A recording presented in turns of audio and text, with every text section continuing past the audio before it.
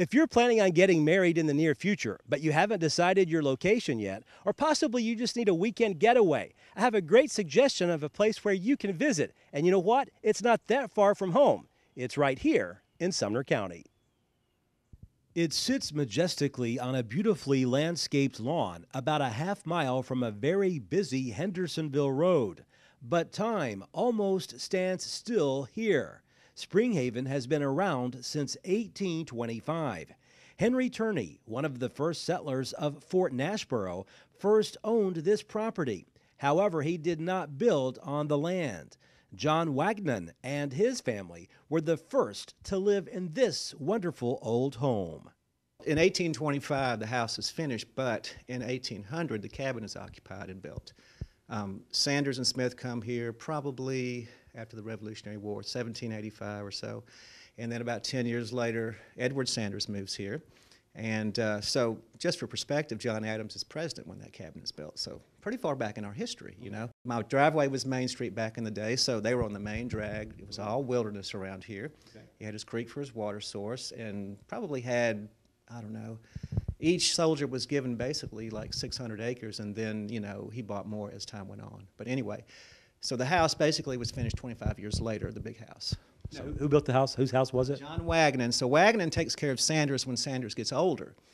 Sanders is, you know, middle-aged when he builds a cabin. He passes about 20 years later. So John's there all the time. He falls in love with Polly, Sanders' daughter, marries her. So all the major landowners are friends. And in this group is Andrew Jackson. He's hanging out at the cabin, possibly even helps build it back in the early days.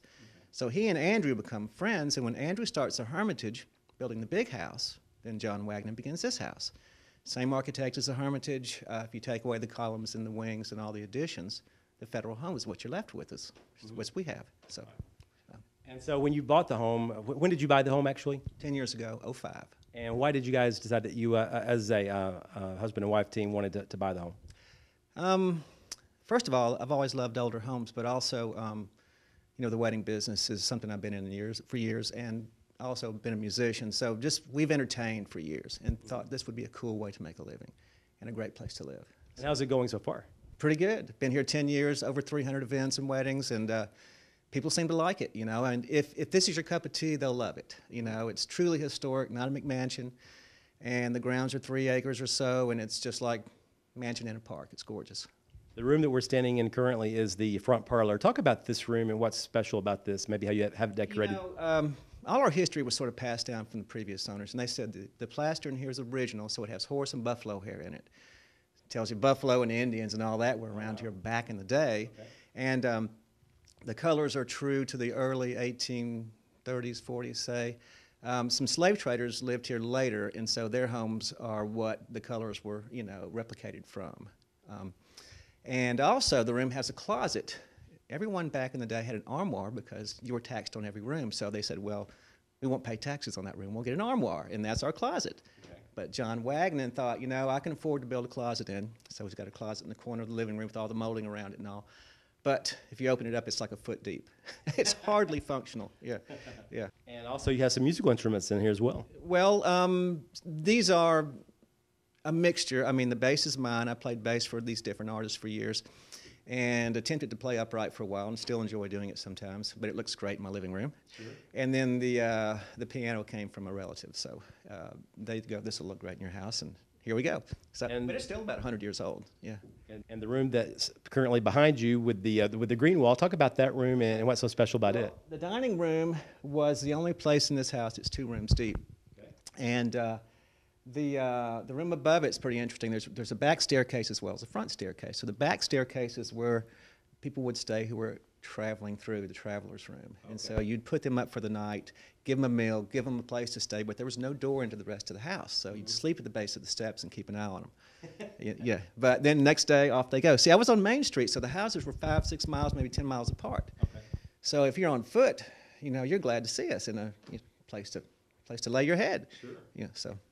And today, do you use it as a dining room for guests? Yes, in an office and everything. Yes, yeah. We have some nice receptions in there, and you know, we'll do Thanksgiving in there and things like that. You know. And then the foyer, you were talking about that. What is so special about the foyer and maybe the front door even? Well, the front door is identical to the Hermitage. The first version at the Hermitage was, like I say, a federal home. He's got exactly that doorway. There's some neat detail in it when you walk in there that can be pointed out. The floors in here, of course, are original. And the Hermitage actually had a staircase with a landing like we have in there originally. When Jackson redid it a couple of times, he wound up with a spiral later on. So, plus, the Hermitage has a foyer that goes clear through the house with matching rooms on both sides. Where this house is built in else, my foyer is half the length. Right, but great room, you know, all the old wood. And also has a pier mirror from the 1850s, a big tall mirror you'll see in a minute. And the very wealthy slave trader, when he lived here, he brought that. Yeah. As far as the grounds are concerned, talk about the grounds a little bit and what can people expect to see when they come and visit? Well, you know, we're just over 3 acres, and our emphasis is on entertainment and the wedding business. So you try to always have your best foot forward, you know, just it's park-like. And historic. Everything's been here forever. The trees are massive. Sometimes you can't see the sky. You know, it's got that coziness to it. You know, plus you've got the creek. You've got a spring house from the 1850s. The cabin's 1800. There are like 7 or 8 buildings on the property, so sort of like a compound, and definitely an escape. And what do you like about being outside versus maybe being inside? I mean, you're pretty much the groundskeeper, is my understanding. Well, my wife can't find me. Sorry. Is she going to see this video? She will. She'll love it. My mother-in-law will love it too. No, I'm rabbit trailing. But I just think the fact that people have taken care of this and the place has been lived on for 200 years, that there's something about that's settled. And like I say, all the trees are massive and everything has its space. You've got the creek. It's a pleasure to work on, really. I love it. Back to the history of the home just for a moment. You were talking about Andrew Jackson had been here among other famous Tennesseans in the past. Any interesting stories that you've ever heard about maybe when he was here, that kind of thing? They say Jackson, you know, and I'll remind you, we're on Main Street, so you'll put out posters for a few weeks and say Jackson's going to speak at this barbecue. And so they say he spoke from the front steps here during a barbecue, you know, and the whole place was packed and carriages along the front, you know, along the road. Basically, this was the road right out there. And the slaves used to love him, and he would go back to the kitchen and hang out a lot, you know. And so apparently he spent a lot of nights here, according to the history we've been given. And then later on, John Armfield lived here. And Armfield's story is pretty interesting, and I'll just take a quick side trip right here with you on him. He had a partner, Isaac Franklin, and these guys are the richest slave traders in history. They own like a 16th of Louisiana, you know, and steamships up and down the Mississippi. It's pretty amazing. So Franklin has a widow, well, you know, not a widow, a wife. He dies, so she becomes a widow. And so when he dies, Armfield moves into the next house down the road, which is our house. Franklin's house is Fairview Plantation, 5 miles this direction in Gallatin. Pretty impressive, nice development around it now. So anyway, Armfield spends 6 or 7 years here before he moves away. Builds a cool spring house, which I'll show you in a little while, and plans to move to Mont Eagle, to Beersheba Springs, this little community up there, but also, even though he spends his life up there, he puts a lot of his fortune and influence into starting Sewanee, University of the South.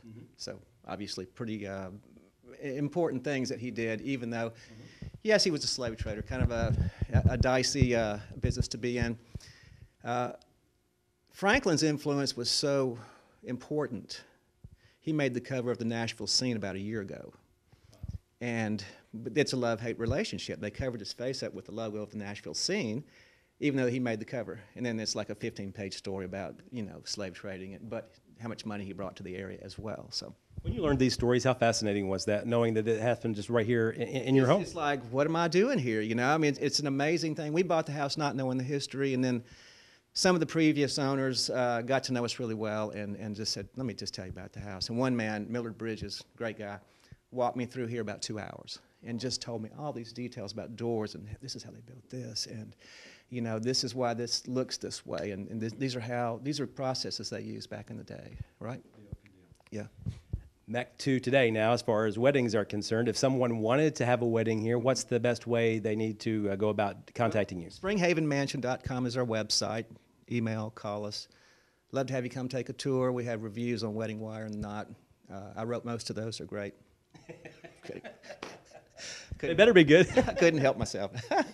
But anyway, yeah, it's been a great business. I've met wonderful families over the years. It's a very important day in someone's life, and I just love the process that we offer someone. Plus, the value is really good here too. You know, we're away from Metro, where you can afford to do a nice wedding, and so that's part of something we do offer people for sure.